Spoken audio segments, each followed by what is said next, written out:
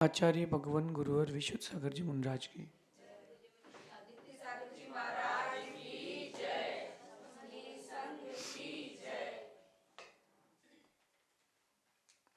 या हम सभी अपने जीवन में सुख और गुणों की अभिवृद्धि के लिए नीति के विषयों का श्रवण कर रहे हैं। नीति हमें सिखाती है कि हमें अपना नजरिया सुधारना चाहिए। कोई भी चीज दुनिया की हो, चेतन हो अचेतन हो, गुण और दोष सभी में है। किसी में अधिक गुण है, किसी में कम, किसी में अधिक दोष है, किसी में कम। लेकिन ऐसी कोई भी वस्तु नहीं जिसमें गुण और दोष ना हो। लेकिन अगर अपन नजरिया अच्छा रखते हैं और गुण ग्राहिता रखते हैं, गुणों को ग्रहण करते हैं, दोषों को नहीं ग्रहण करते, तो हमारे भी व्यक्तित्व का निर्माण होगा। तो जीवन की किसी परिस्थिति में अपन गुणग्राही बने।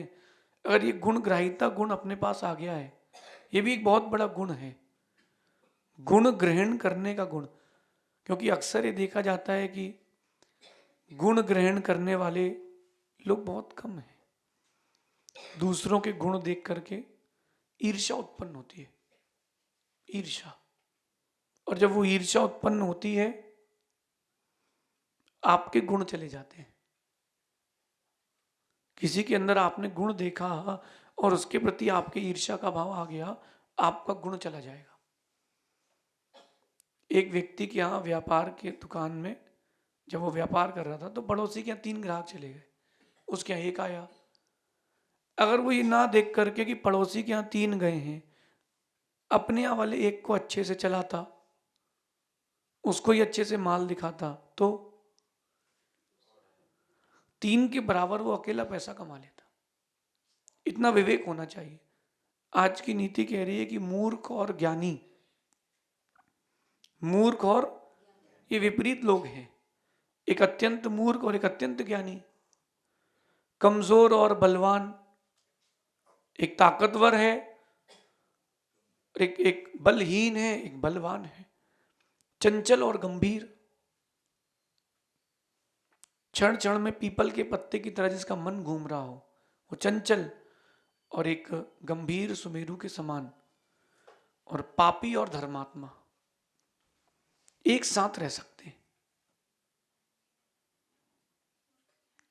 मूर्ख ज्ञानी, चंचल गंभीर, पापी धर्मात्मा और कमजोर और बलवान, ये एक साथ रह सकते हैं। एक साथ रह सकते हैं, इसमें कोई दिक्कत नहीं है। बस एक शर्त है, बस शर्त इतनी है कि परस्पर में टकराए नहीं, एक दूसरे के गुण देखते रहे। अगर मूर्ख ज्ञानी के गुण देखता रहेगा और ज्ञानी मूर्ख के गुण देखता रहेगा, तो दोनों का मैत्री संबंध चलता रहेगा। कमजोर बलवान का गुण देख ले और बलवान कमजोर का गुण देख ले। 1 मिनट के लिए आप सोचो कि गुण किसमें नहीं है। जो कौवा होता है ना, कौवा, उसमें भी गुण रहता है। वो अकेले कभी कुछ नहीं खाता, वो काव काव करके सबको बुलाता है, उसमें भी तो गुण रहता है। 10 लाख प्रकार की वनस्पतियां हैं।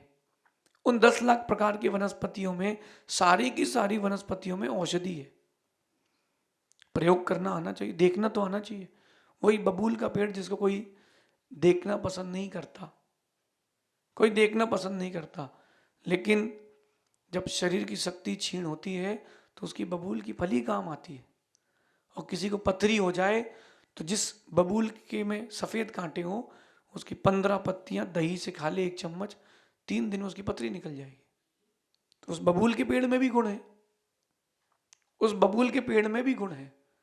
तो गुण देखोगे तो गुण मिलेंगे और दोष देखोगे तो दोष मिलेंगे।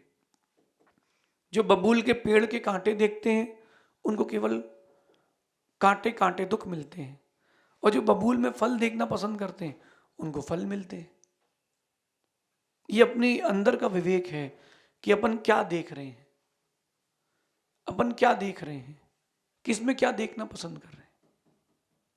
ये अंतरंग का विषय है। इसलिए एक दूसरे के गुण देखें। क्या देखें? अगर आप कमजोर हैं तो बलवान वाले के गुण देख लें, आप बलवान हैं तो कमजोर के गुण देख लें। पारस्परिक संबंध व्यापारिक हो, धार्मिक हो या पर्सनल हो, वो तभी बच के रह पाएगा जब आप एक दूसरे के गुण देखेंगे, क्योंकि दोष तो सभी में है। ये आप भूल जाइए कि दोष किसी में नहीं है। जिनमें दोष नहीं है वो यहां नहीं है, जिनमें दोष नहीं है वो परमात्मा बन चुके हैं। जिनको जैन लोग अरिहंत भगवान कहते हैं, केवली भगवान कहते हैं, सिद्धांत कहता है कि उनमें भी 4 दोष बचे हैं। तो जिनमें दोष नहीं है वो यहां नहीं है, तो इसका मतलब जो यहां है उनमें कहीं ना कहीं कोई ना कोई त्रुटि है, कोई ना कोई कमी है। तो क्यों ना अपन गुणग्राहिता रखें कि शीशा पत्थर साथ रहे तो बात नहीं घबराने की।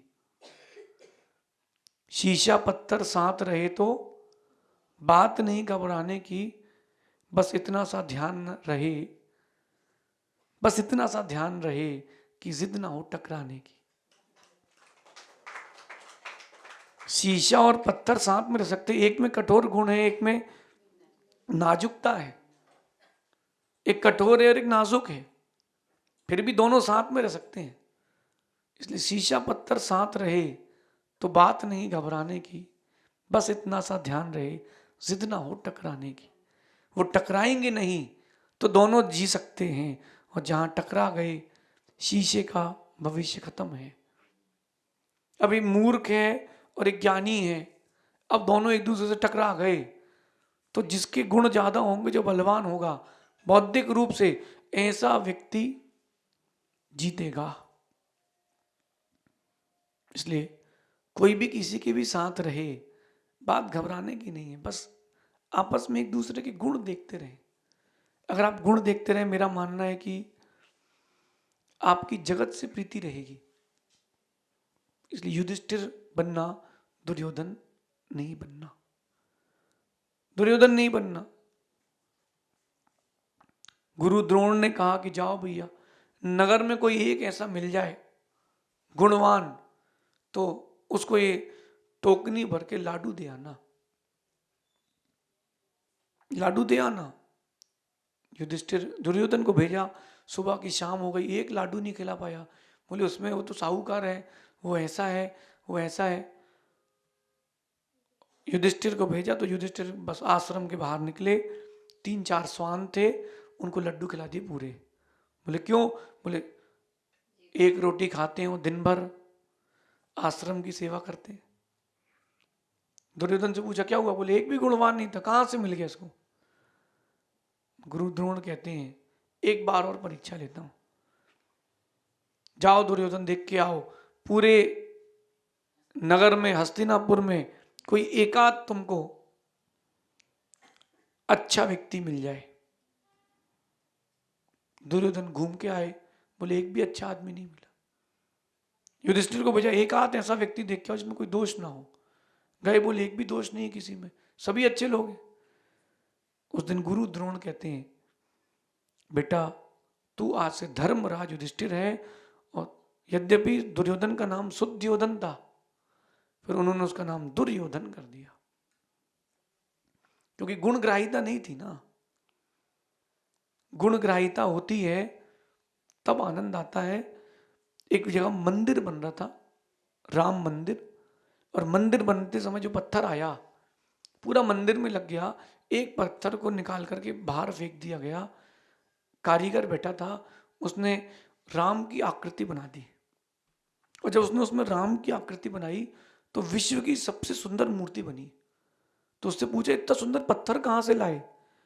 बोले जो मंदिर बनने से जो रिजेक्ट हो गया था वो मैंने उठा लिया। कारीगर की गुणग्राहिता थी, कल्पना थी। तो जो मंदिर पत्थर में नहीं लग पाया वही मंदिर में मूर्ति बन करके बैठा। किसके कारण? कारीगर की गुणग्राहिता, दृष्टि के कारण। तो इलाज करा के रखे नजरिए का। कहते हैं कि नजर का इलाज तो है जमाने में, नजरिए का नहीं है। अपन नजरिए का इलाज करें, आने वाला समय आपके लिए अच्छा हो, अच्छे से अच्छा हो, सबसे अच्छा हो। इसके लिए आप अपने भावों को, मन को चित्त को अच्छा करें, गुणग्राहिता रखें, कभी भी छोटी छोटी बातों पे टकराए नहीं। किसी ने कुछ कह दिया तो जी बोल के ठीक है, उसकी अपेक्षा तो सही है ना। कोई कह रहा है आपसे कि आप पागल हो, तो ठीक है, उसकी अपेक्षा सही तो कह रहा है कि पागल हो। अब आप अपने ऊपर लगाओ तो मैं पाप का गलन करता हूं, सो पागल हूं। अगर कोई कह दे कि बंदर हो तो बोलना हाँ बंदर हूं, क्यों, कभी ना कभी तो रहे होगे किसी ना किसी भाव में। कोई बोल दे आप तो देव हो, हाँ तो आगे वाले भाव में देव बनेंगे। ऐसी गुणग्राहिता रखें, भूलना नहीं। शीशा पत्थर साथ रहे तो बात नहीं घबराने की, बस इतनी सी बात ध्यान रहे कि जिद ना हो टकराने की, ऐसा समझना। शेष अपन आगे देखेंगे। भगवान महावीर स्वामी की